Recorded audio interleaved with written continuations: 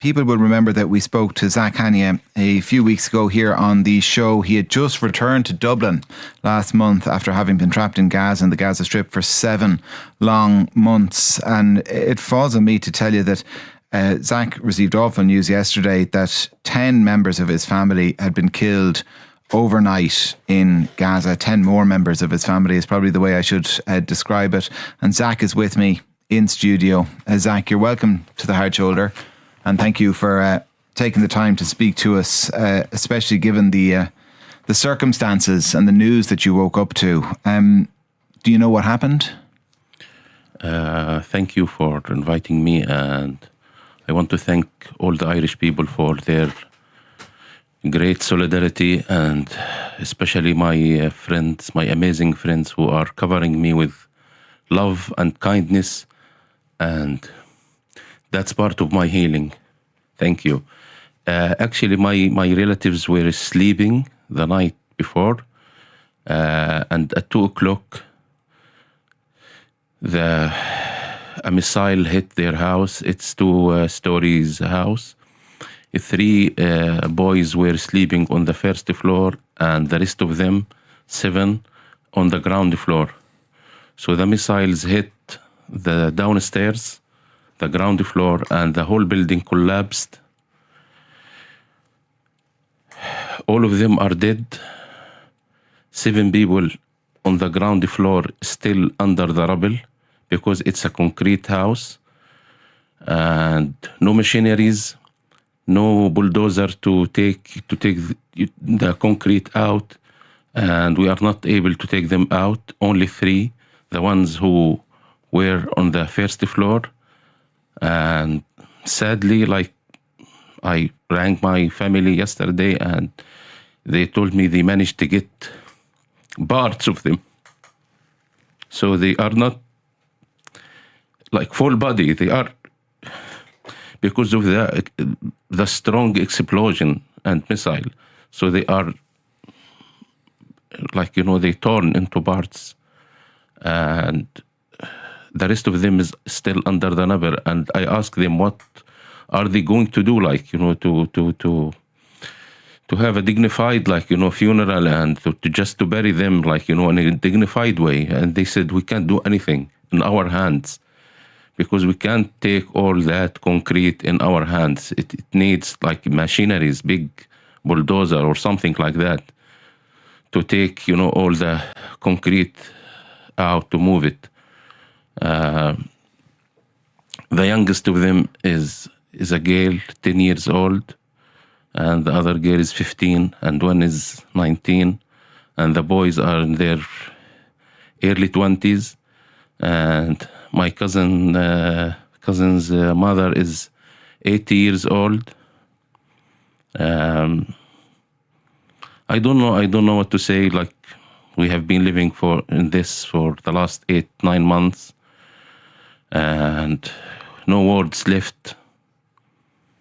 I am full of sadness. The wound in my heart is deepening, and the whole world is still watching. I remember when I was in Gaza in the first month, and I did interview, and I asked how many people. It was 8 or 10,000 people dead at that time. How many people has to die for the world to wake up? And now is almost 40,000 people are killed. 70% of them are women and children, and 10,000 are missing, and a lot of people are still under the rubble. My neighbors is still under the rubble in northern part of Gaza, in the beach camp. My neighbors is still under the rubble from last November. And people on the ground, they can't do anything to remove all that concrete. And now starvation is coming back again, especially to the northern part. And they are they are dying hungry. I'm full of rage. Where is the humanity? I feel speechless. I don't know what to say about this. The world is failing us. Humanity is failing us. And we are seeing this live on television in front of our eyes. A massacre, a genocide, a crime is happening before our eyes, and we are watching it live. What the governments of the world, the leaders of the world needs to do something to stop this. We are losing our humanity. Everybody on this planet is using part of their humanity because we are allowing this to continue for all that long. It's going 9 months now. And I'm very worried about the rest of my family, that they are still there. And every morning I wake up and expecting a bad, to read or to hear a bad news. And I'm living in stress and worries.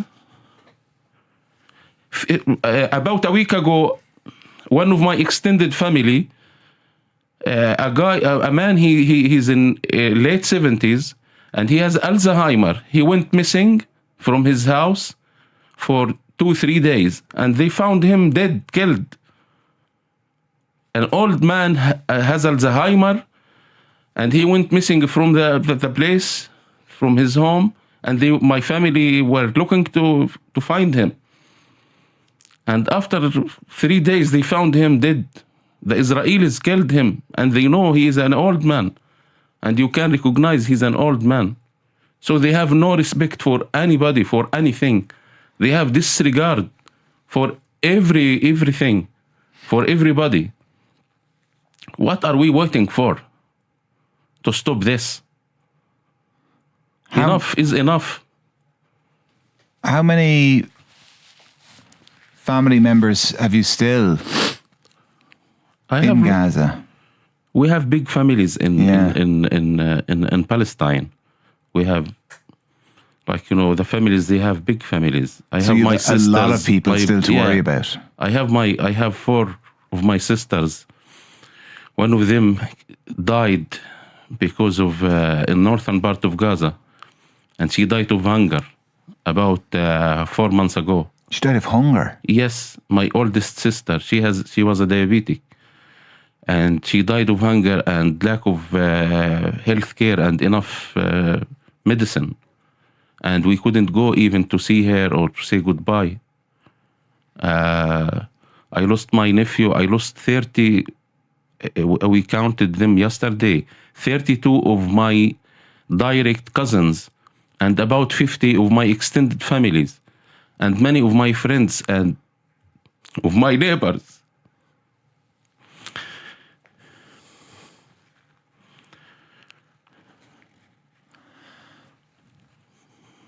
The situation you find yourself in, Zak, I almost don't know what to say to you about it. I'm kind of speechless. I have no basis for comparison, nothing I can, like I say, compare it to.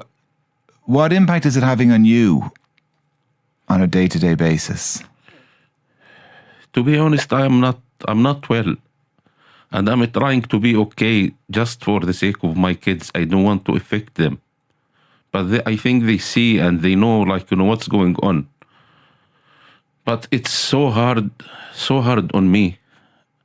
I'm trying to be strong. But in front of, seeing all this and facing all this losses and massacres and watching videos and seeing people killed in this way and shattered into pieces, the kids, it breaks my heart, and I feel helpless. I can't do anything to help my family or to help my people. And I felt I will be okay when I leave Gaza. Okay, I am safe, thank God. I was able to leave and I am safe. And I'm reunited with my kids. But to be honest, life is unbearable. The look is grim. Life lost its taste. I have no desire for life anymore.